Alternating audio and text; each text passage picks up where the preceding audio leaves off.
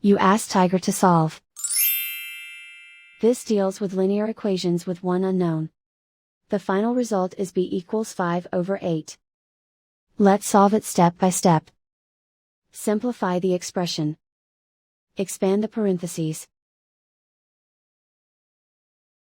Multiply the coefficients. Simplify the arithmetic.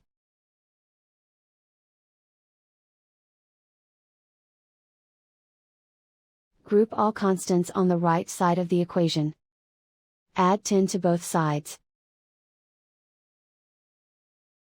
Simplify the arithmetic.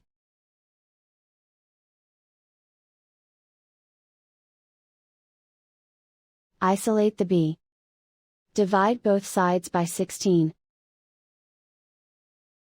Simplify the fraction.